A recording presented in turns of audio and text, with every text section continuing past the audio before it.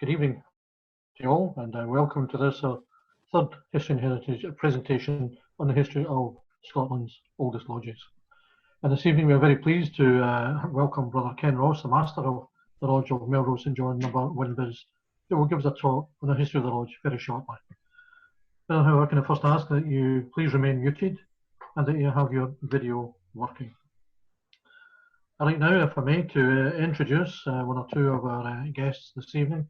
In particular, of course, Grand Master Mason, who has joined us again. I'm delighted to say very supportive of the work of the History and Heritage Group and of these presentations in particular. So, Grand Master Mason, Brother Ramsay McGee, thank you again for your tremendous support. Ken Ross, of course, as I mentioned a moment ago, is our speaker this evening. And we also have Brother Tom Jessup, who is the Chairman of the Information and Communications Committee, and a past substitute Grand Master. Other members of the History and Heritage Group this evening are, as I mentioned a moment ago, Charles Winston, our Secretary, and Brothers Alistair Henderson, Dr. Douglas Nichol, and Gordon Meekie. Others who have joined us this evening, I'm delighted to say, are past Deputy Grand Master, Brother Ewan Rutherford, our current Senior Grand Warden, Brother Alexander Moncrief, and a delight to welcome from deepest, darkest England, Brother James Bartlett, who is a substitute Provincial Grand Master in Gloucestershire. Welcome. For those who have not heard before, let me just quickly give you an idea of the objectives of the History and Heritage Group. We have an extensive, if demanding, remit, but basically it's to identify, collate, record, preserve and promote the history and heritage and culture of the Scottish craft. And I know that speaking on behalf of all the members of the History and Heritage Group when I say that we are delighted to be involved in such a project. And this series of presentations, brethren, on the history of our oldest lodges is designed to remind our audiences that Scotland does have the oldest lodges in the world, underlining the fact that Scotland is the home of modern Freemasonry. Brethren, this evening's proceedings, as you will be aware, are being recorded and will be available to view tomorrow on various Provincial Grand Lodge Facebook pages. And I would ask our host at this stage, Brother Charles Winston, if he'd be good enough to make sure that everyone is muted.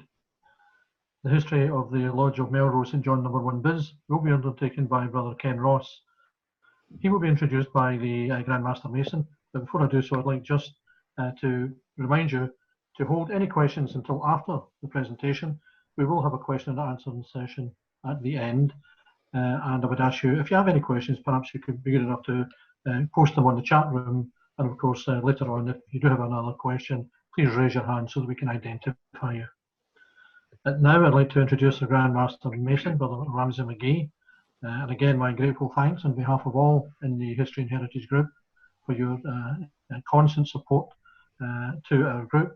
And I would ask you now, sir, if you would like to introduce our speaker for this evening, Brother Ken Ross. Thank you very much, John. It's a great pleasure and a privilege to be back with you again this week.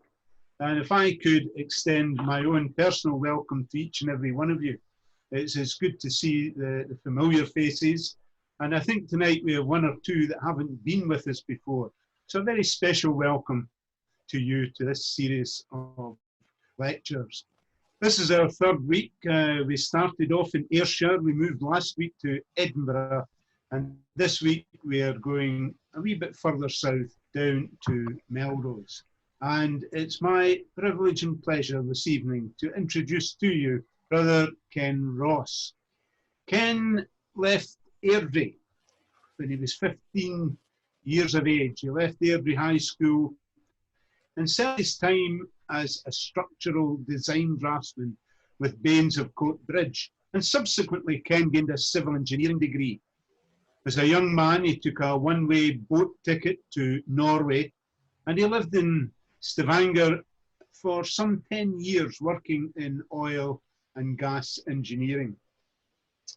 He returned to the UK, to Coventry, but worked in Libya, Australia, Brunei, again in oil and gas, before becoming a university lecturer in operations management for 2 years while studying for his MBA. He then spent a further 12 years as a project manager with Westinghouse Rail Signalling. Masonically, Ken started his career in rugby, in Rokeby Lodge number 4118, and became master in 2005. He also attained the chair of Lodge Academia in Warwick. In retirement, Ken has relocated to Newstead in Melrose, just some 300 yards from the old original lodge, where he affiliated to the Lodge of Melrose St John No.1bis, and he has been the master of the lodge since 2017. Ken is also involved in the Provincial Grand Lodge of the Scottish Borders, where he is the Provincial Grand Jeweller. Brethren, could I ask you to give a very warm welcome to Brother Ken Ross.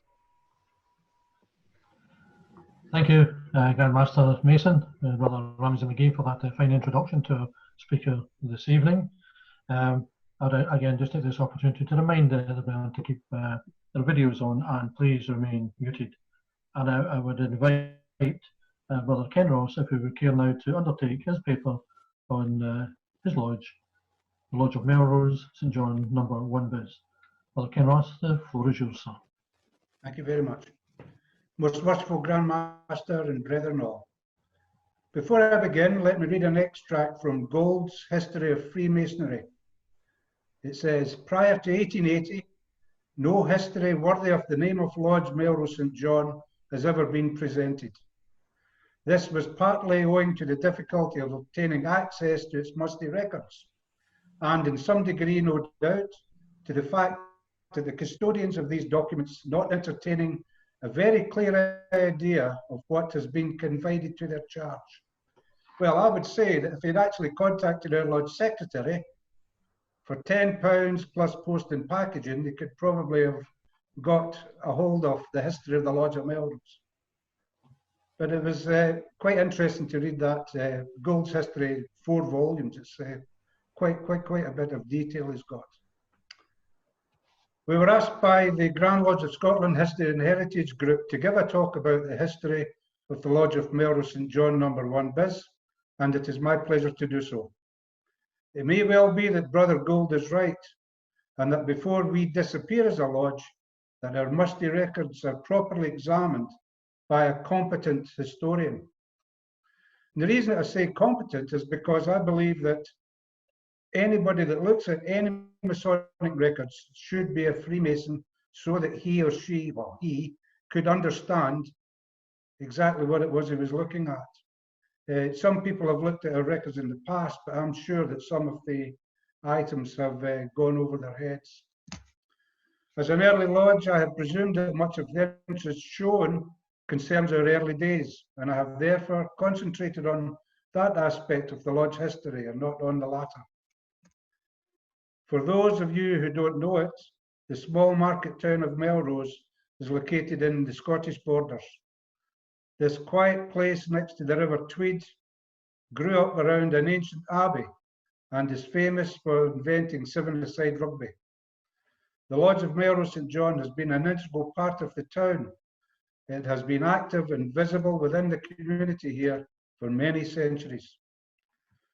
Although our earlier lodge brethren believed that the Lodge Melrose St John dated from the year 1136, let us clearly say from the outset that at this time we cannot state with any certainty that when the lodge was formed. We are, however, firmly convinced that our founding lodge members were operative masons who worked on the building or reconstruction of Melrose Abbey and had settled locally.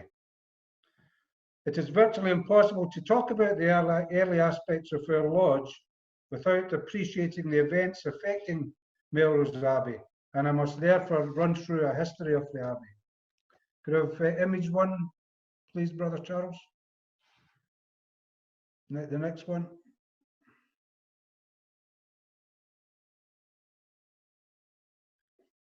St Mary's Abbey, Melrose, was founded in 1136 by King David I of Scotland.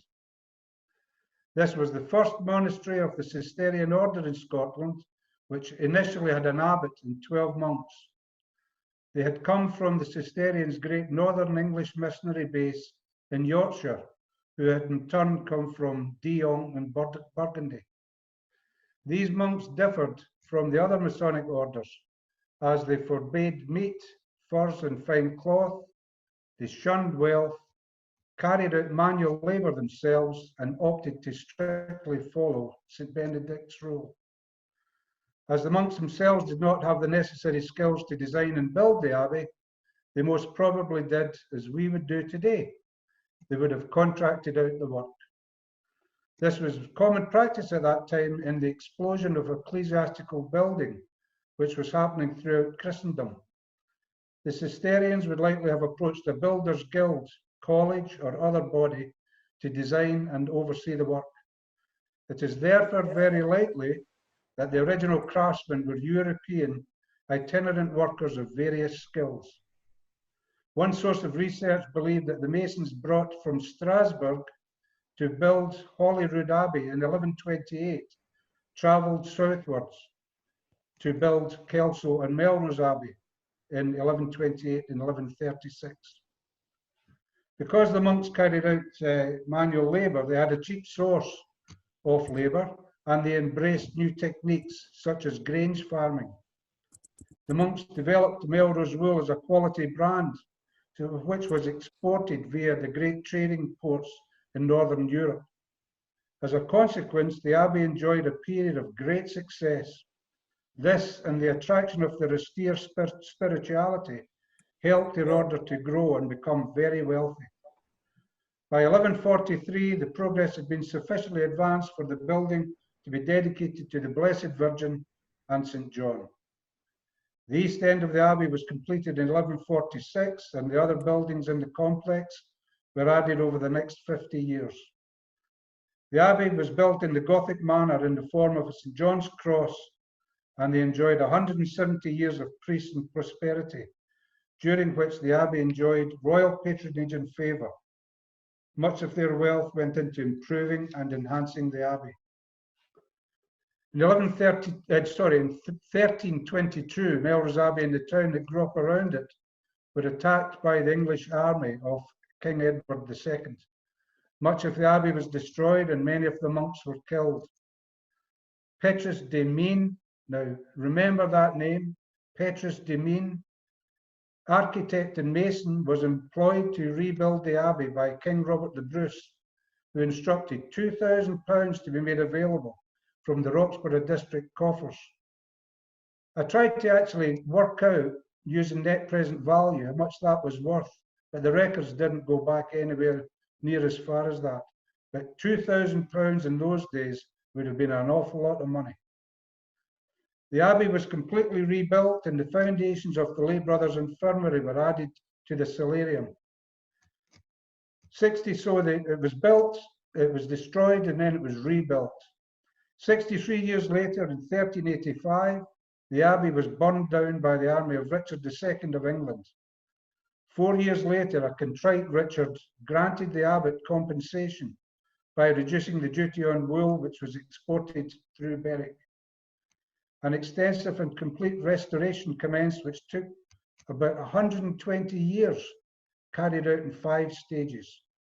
This was distinguished in the stonework itself, and it was still unfinished when King James IV visited in 1504. In 1540, there were 130 monks in Melrose, and guess what? In 1544, Henry VIII came along and torched the place. So here again, it was destroyed for the 3rd time.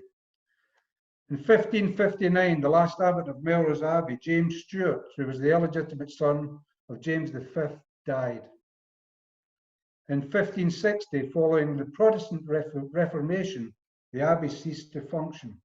Its carvings were smashed by a Protestant mob during the Scottish Civil War, which followed the deposition of Mary Queen of Scots. Finally, much of the abbey was carted away by local people who were looking for building material. The cloister and the church were allowed to fall into disrepair and were eventually used as a quarry.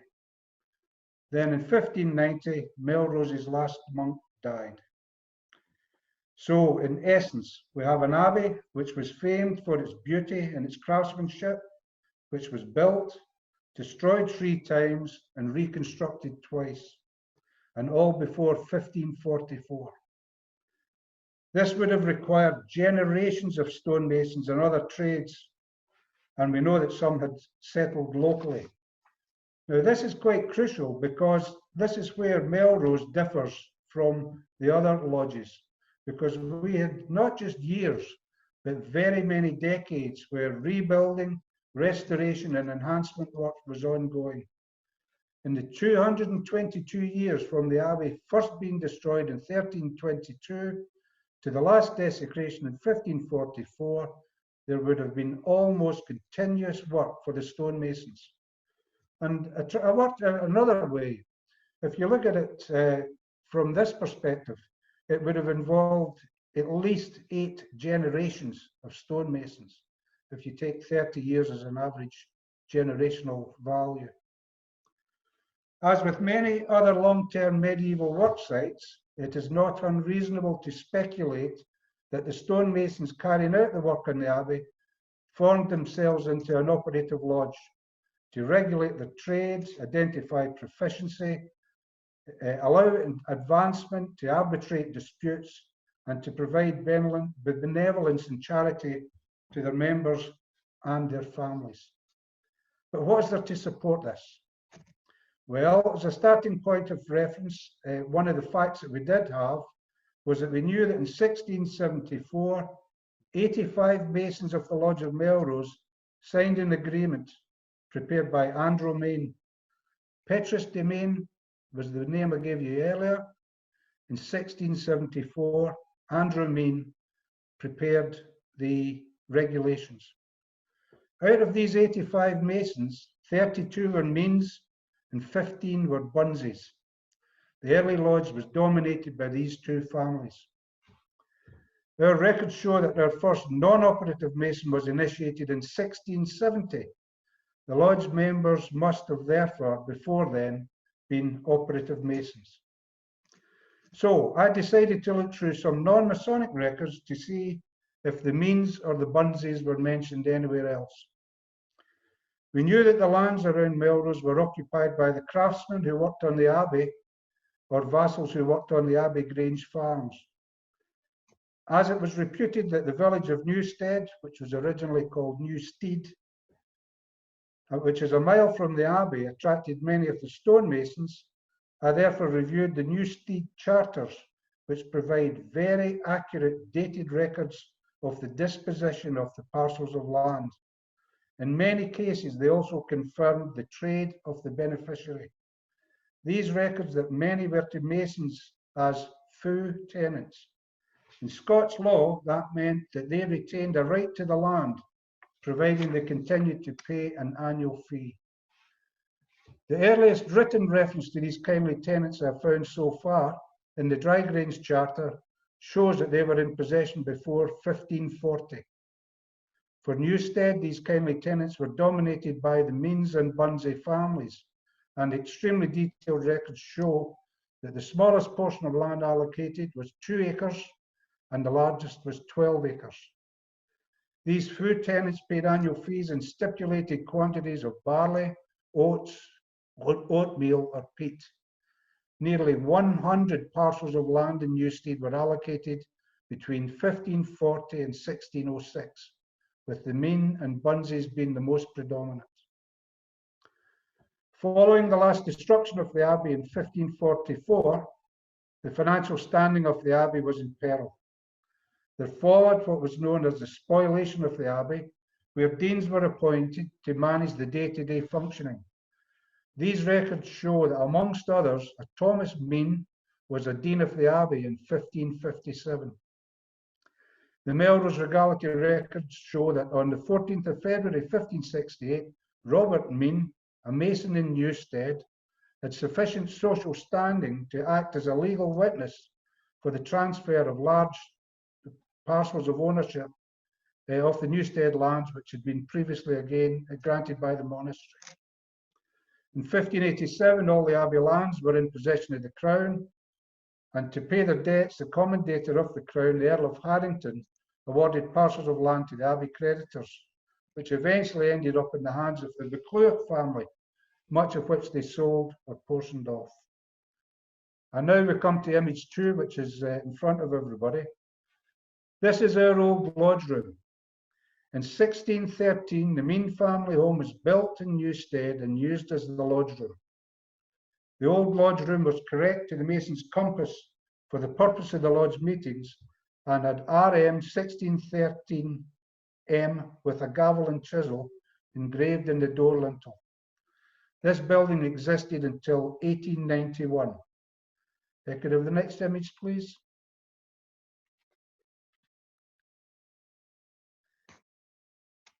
The stones of the old window and sundial stone from the house were relocated and built into our Melrose lodge room. That's in our lodge room just now. Could I have the next image, please? A portion of the original land in St. John's Wynd, which is only 300 yards from where I'm sitting, is still owned by the lodge. Could I have the next slide, please? Since 1931, the offers of the lodge gather there in June in full regalia at a well-attended public ceremonial, where the master receives the lodge mall from a descendant of the Newstead Masons. So this was in 1947, and you can see the number of people that were present at that. And these people here who are holding the mall in the top picture, he's actually a descendant of the Newstead Masons who presents the mall to the lodge master. Could I have the next slide, please? And there you are. This was last year, so this is still going on now. Every year we get together and they present us with the lodge mall. And ironically, that was supposed to happen on Saturday past, the 20th of June. In 1618, the destroyed Melrose Abbey had a portion of its roof put on and paid for by the Masons of Newstead. Part of the Abbey's church was converted into a parish church for the town. In 1624, Andrew Mean, Mason in Newstead, died, aged 63, and he was buried in the Mean family plot in the Abbey grounds. In 1670, the first non-operative Masons were admitted to the lodge, and in 1674, the lodge minutes were begun. These early lodge records show that the lodge office bearers consisted of a Grand Master, a Deputy Grand Master, 2 wardens, a treasurer, 2 box masters, 2 acting stewards, 4 standard bearers, a clerk, a tailor, a Bible bearer, and 6 stewards, which was a total of 22 officers of the lodge. In 1675, a mutual agreement of the Masons of the Lodge of Melrose was signed at Newstead by 85 members. One item of significance being that it extended apprenticeships from 4 years to 7 years.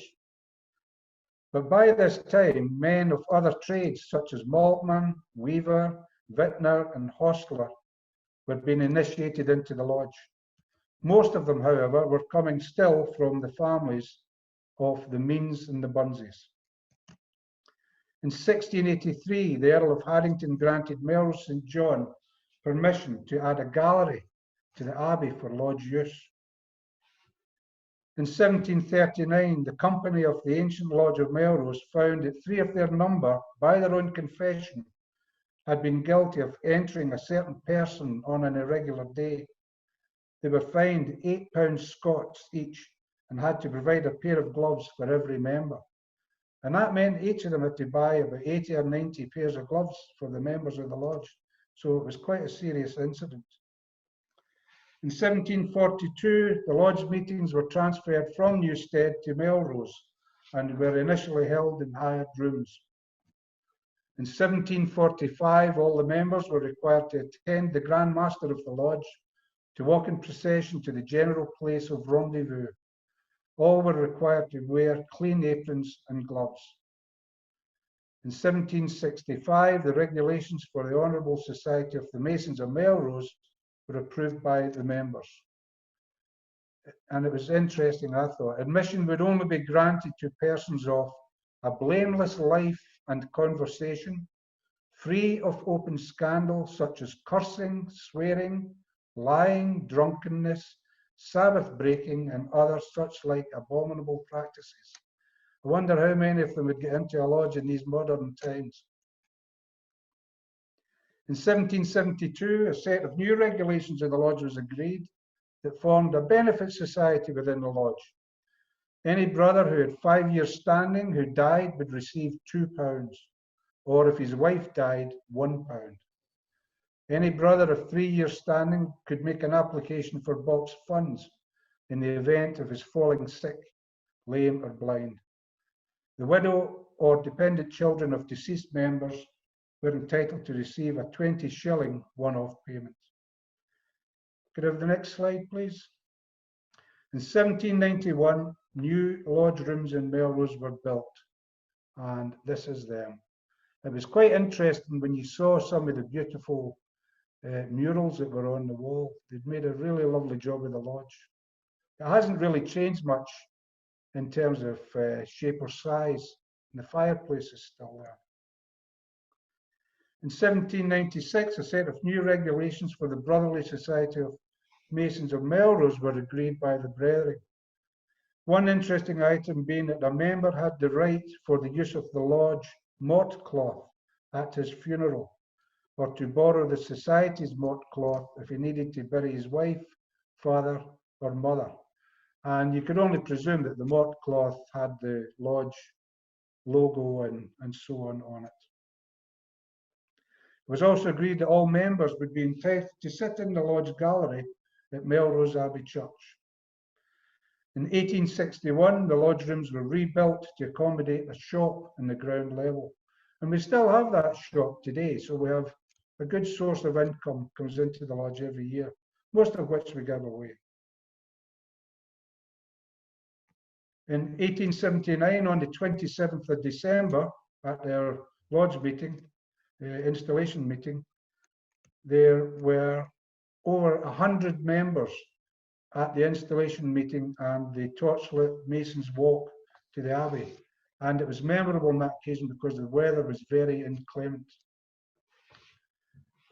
In 1891, after several approaches from the Grand Lodge of Scotland over a period of 104 years, and upon the 8th consideration, the Lodge Melrose St John members voted 69 for and 20 against for the Lodge to join the Grand Lodge of Scotland. At this time, the Lodge of Melrose St John had operated as an independent lodge for a documented period of 217 years and for an undocumented period beyond that. This made Lodge Melrose St John the last of the early Scottish lodges to come into the bosom of the Grand Lodge of Scotland. In recognition of our claim of the antiquity of the lodge, we were allocated Lodge No.1bis. In the Grand Lodge of Scotland records, Lodge Mother Kilwinning number, is it 0 or nothing? Lodge of Edinburgh Mary's Chapel #1, and the Lodge Melrose St John No.1bis, and of course Aberdeen is 1 tier. Ironically, these lodges have the foundation date stated as 1598, which was 8 years after the last monk of Melrose died. Prior to 1891, as an independent lodge, the Lodge of Melrose St John issued warrants and charters to form other lodges and awarded Master Mason certificates to affiliated members. Could I have the next image, please? And here you can see a copy of a blank charter which they would have awarded to somebody. The next image, please. Yeah, that was in 1876, a petition. Well, I think they blanked it out for the purposes of displaying it up here. Give the next image, please. This was a beautiful secretary's box or writing box, which was presented, as it says, to Right Worshipful William Scott. I don't know what he did for his unprecedented success during the time he was the Grand Master of the Lodge. I'm hoping that this will spur some of our brethren to present me with a beautiful rosewood writing box when I go. Could I have the next image, please?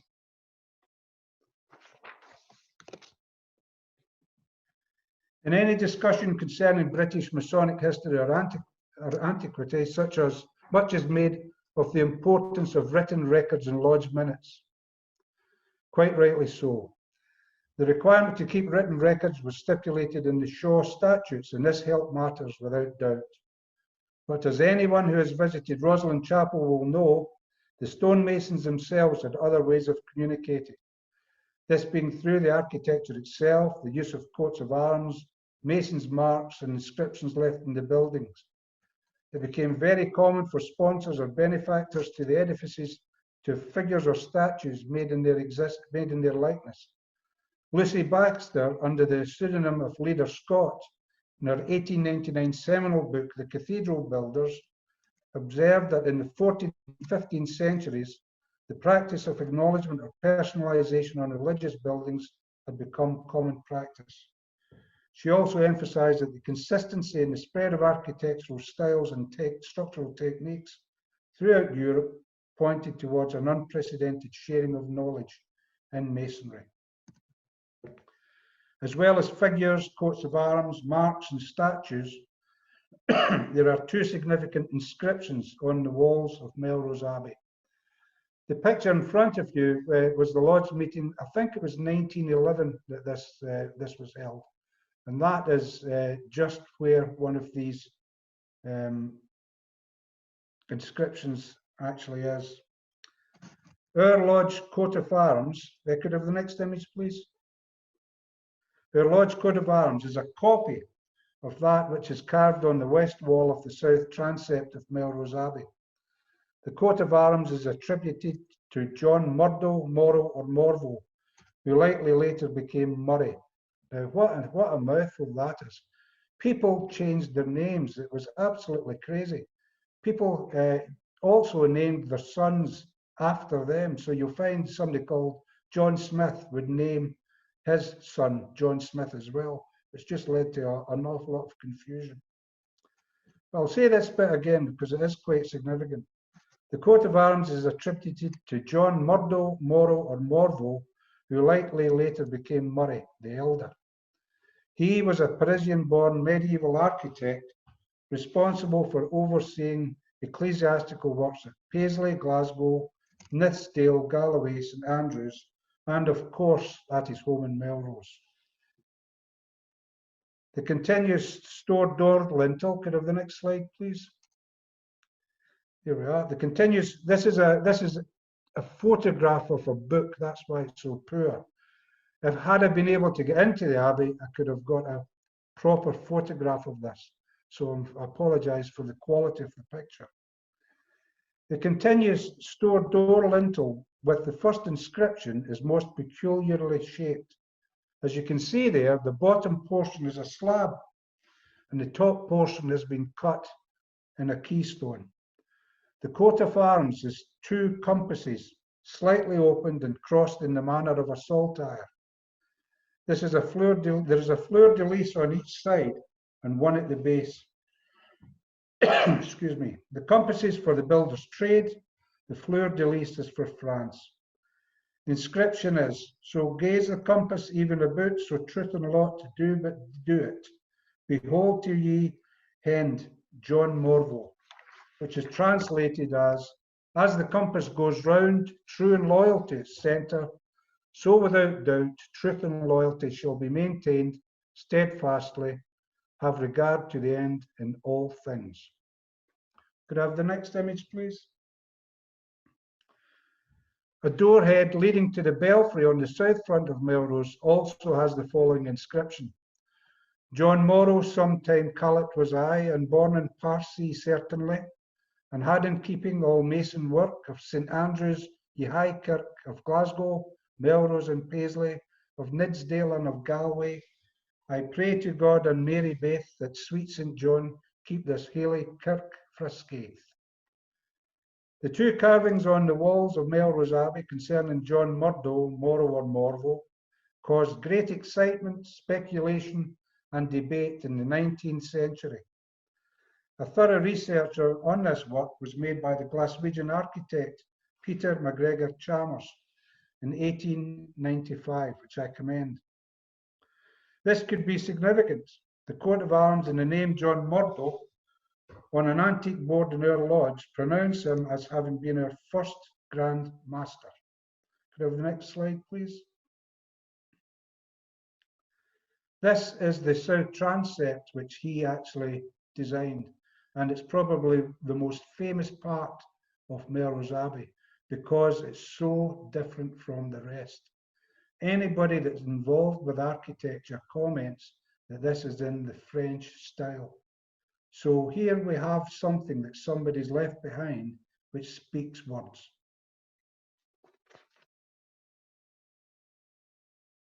Could I have the next slide, please? This is it's a very, very dark board. Could I have the next slide as well, please? And it actually says, you maybe see it down the bottom, John Murdo, first Grand Master of Lodge Melrose. And the next slide, please. All right, we'll come to this one. Now, this is significant because John Morrow's first work at Melrose was believed to be in 1463, and his last was in 1505. So if he was our first Grand Master, I'll say those dates again, 1463 was his first work in Melrose, and his last was in 1505. And he did a lot of other things in the other Glasgow and Paisley and St Andrews. The first inscription on the abbey is attributed to Morrow himself, the second to him by his grandson Murray, who was also an architect. In our lodge room, a duplicate of a copy of the old charges is displayed. These were copied by hand by AM, which is presumed to be Andrew Mean, over 4 days in December 1674 from an English version dated 1581. It is possible that the version being copied was already in the lodge's possession, but more likely that it had been borrowed. And that's why he did the whole thing in 4 days. The 1581 version is listed as, I'll just read this out. This is from Gould's Freemasonry. Lost sight of from time immemorial, a most unfortunate circumstance, as, if it had survived, it would be the senior of the Grand Lodge of England charges. 1581 was the date on the original charges that was signed, and the document ends, John Winchester, his master Freemason, witnessed that Roger Winchester has done his duty to the science of masonry, dated 1581, in the reign of Sovereign Lady Elizabeth the 22nd year. There are only 2 copies of these old charges in existence, and they follow the usual format, which was a blessing, narrative on how the science of masonry was founded, a description of the 7 liberal arts and sciences, the history of masonry, and then it gives charges for all masons to keep in faith of what is worthy. The next item in the lodge history was that during the Napoleonic War in 1803 to 1815, French prisoners of war held locally were allowed to conduct their Masonic meetings and their benefit society meetings in our lodge rooms, as well as to participate in our torchlit Masonic procession. And this is what this image actually is. A roll of the members of the French Lodge St. John, dated 1814, contains 11 Melrose brethren as honorary members.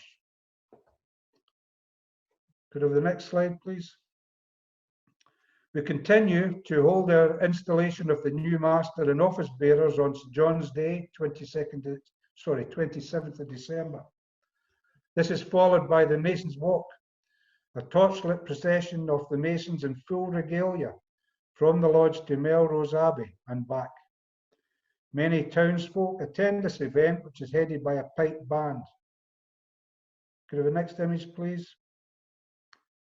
Our lodge records refer to complaints having been made in previous years to the participants setting off fireworks.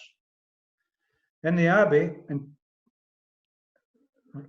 ruins, homage is paid to the stonemasons who built the Abbey and an oration given. Image 22. Could I have the next image, please? Okay. The orations given to explain the link between the Abbey and the Masons of Melrose.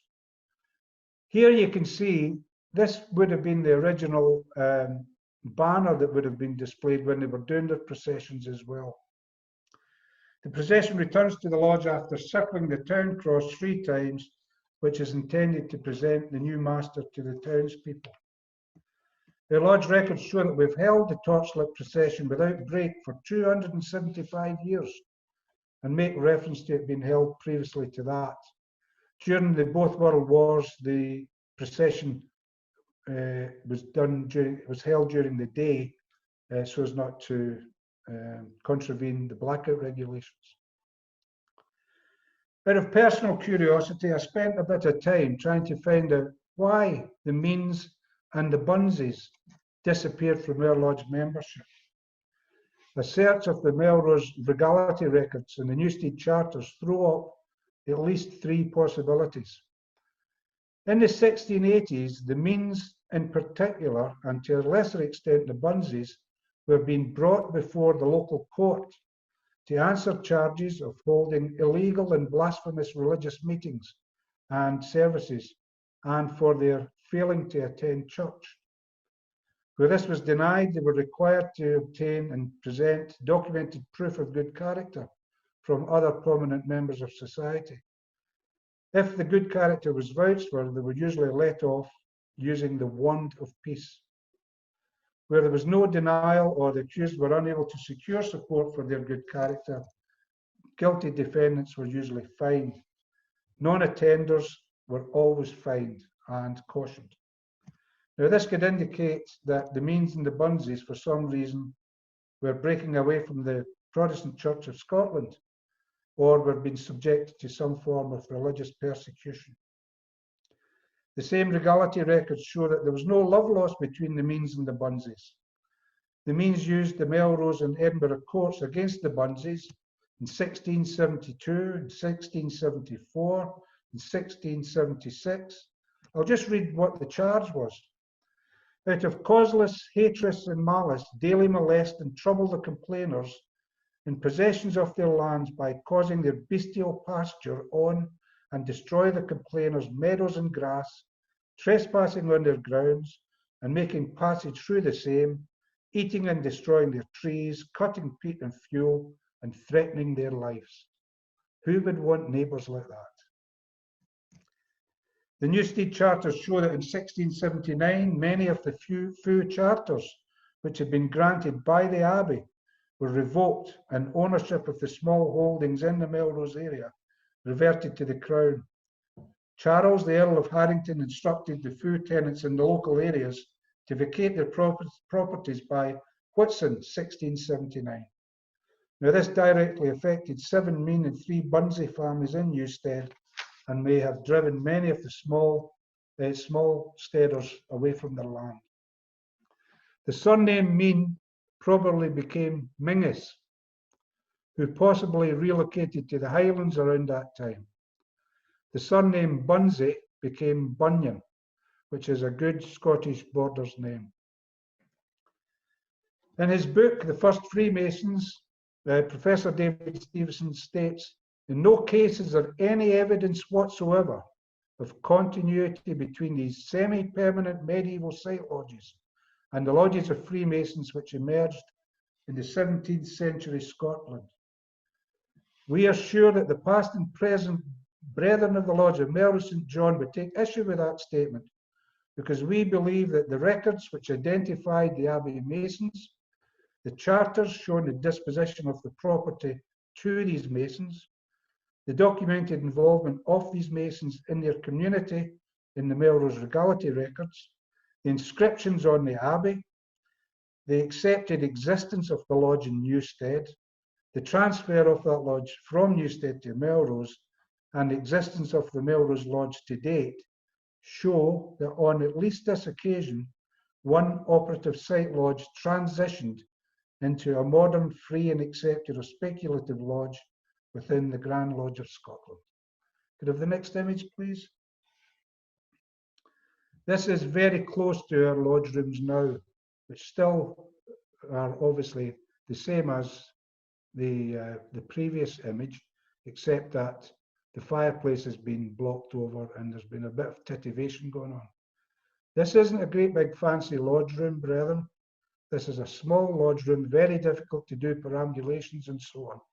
And in actual fact, this picture has been taken from a small gallery which is upstairs, where probably about 12 brethren would be able to sit. In my involvement with the lodge, that gallery has only been used on 2 occasions. So, in summation, I would say that the medieval stonemasons who founded the Lodge of Melrose St. John were not part of some secret society who were skulking in dark corners.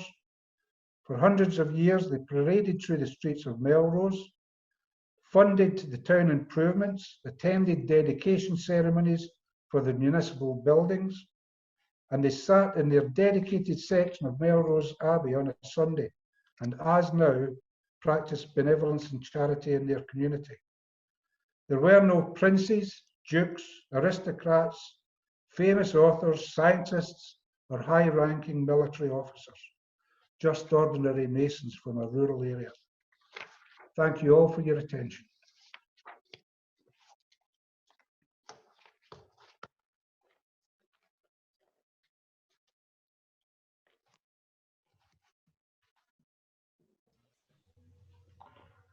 Thank you, Brother Ken Ross, for that very detailed and well-researched history of Melrose Abbey and the Lodge of Melrose at St. John No.1bis. Thank you.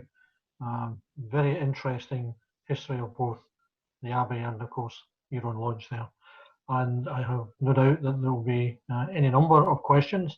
And I would invite Brother Charles Winston, if you could perhaps just organise those that have come through on the chat. Thank you, Charles. No questions so far, Mr. Chairman. All right. Do we have any other questions, Brother? Brother Tom Wood is asking where the wearing of top hats originated. Don't know. We do have lodge top hats up in the gallery, sitting there on hooks. We actually don't wear them in the installation. We wear them for the Mason's Walk. And it was such a scramble for these things. You were very, one year I got one, it was like a pea on a drum, far too small. And after that, I went onto Amazon and bought my own top hat for the walks. That way I'm guaranteed at least every year I'll get one that fits me. Brother O'Donnell is asking, what is the oldest minute of the lodge? The oldest minute's in 1674. The Shaw statutes stipulated that records had to be taken. Obviously, our brethren didn't consider that applied to them, and they didn't even bother doing any. That was round about, well, I don't know, I can't remember the date of the Shaw statutes, but it was a considerable time before that. 1598 was the first and 1599 was the second. Did the lodge receive copies of the Shaw statutes, and do they have copies? Probably not. Probably not. In fact, one of the I made when I was talking about us joining the Grand Lodge, I said that on 8 occasions we'd considered it. One of those occasions was where a member of our lodge was asked to contact Grand Lodge to find out what the rules and regulations were, which he did. He contacted Grand Lodge, and the reply he got back, rules, I'm not sure we have any. And that's what our brother had to report back to the brethren. And Brother David Hale from Lodge 1712 is asking, is there any record of where the lodges chartered by Melrose are situated? No, don't know. And the reason for that just now is because talking to our brother secretary, we have a sealed firebox in the lodge, which I can't get access to, which has got various items of correspondence. I did anticipate that would be one of the questions asked. We believe that there are still at least two lodges that were given charters, one in Edinburgh, one in Glasgow, but I've still to confirm that. And Brother Gordon Meaky is asking, what is the star beyond the banner on the wall in the last image? Charles, that was on behalf of Brother John Benny from Lodge number 588. Could I have earlier in the a chat. look and see? Could I have a look at the? Yes.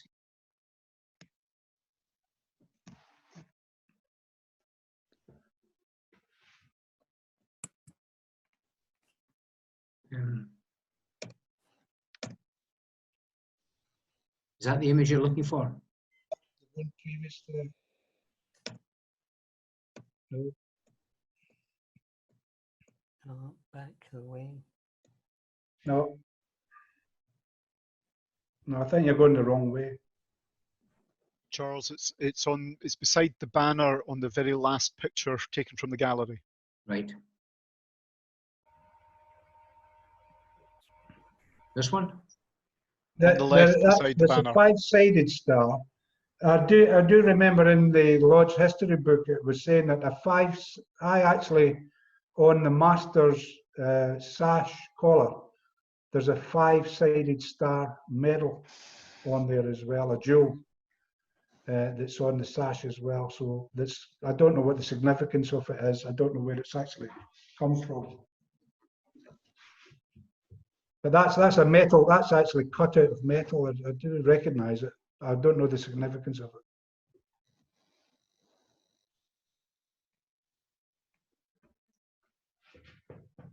Mr. Chairman, back to you. Thank you, Brother Charles. And again, thanks to Brother Ken Ross, the Master of Knowledge of Melrose St John No.1bis, for his work this evening. And from those, albeit few questions, quite a number of points raised, I think you might want to go away and have a look at. I'm not suggesting you do, unless you want to, of course, but I know that your researches aren't finished yet as far as you're concerned, and a few good questions there that I'm sure you would like to find answers to for yourself and to disseminate amongst the brethren this evening. Well done, sir. Well done. Thank you very much.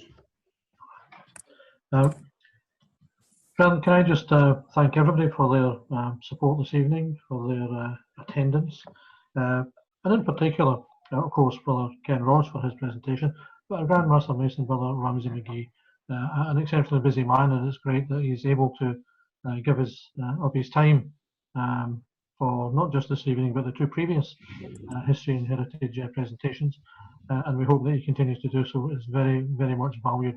Thank you, sir. Thank you. Our next presentation is scheduled for a week this evening. That's Thursday, 2nd of July, again at 7 p.m, brethren, and this time it will be the Lodge of Aberdeen 1 Ter. And our speaker that evening, who I know is with us this evening, Brother Alistair McIntosh, past master, and a past provincial Grand Master of Aberdeen City.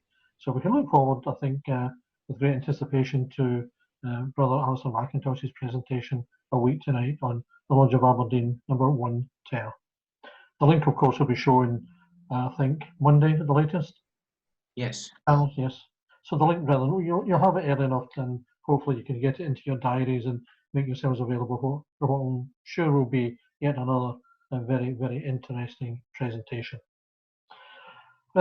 Just before we close down, we'll leave the situation open mics, if you like, if anybody would like to add anything or say their hellos, cheerios, or whatever before we actually close down. So the floor is open to you all. Well, can I just start off by saying thank you very much to Brother Ross, and can I thank each and every one of you for coming along this evening to participate in the presentation. Thank you very much indeed. Thank you, sir. Well done, Brother Ken. It was an absolutely superb lecture. Yes. Well presented. Thank you very much. Very interesting. Well done, Ken. All the best. Cheers. I believe someone was asking the conditions for recognition of regularity by the United Grand Lodge of England. Thank you very much, Brother Ken. Very enjoyable lecture. Thank you. Stay safe, brethren. Thanks again. Much appreciated. Thank you, Brother Ken. Excellent evening tonight. Thank you. Thank you, Brother Ken. Thank you, John. Great evening. Love to join you next time. Take care. Hope so. Thanks very much, Brother Ken. Enjoyed that. Thanks very much. Excellent lecture. Bye just now.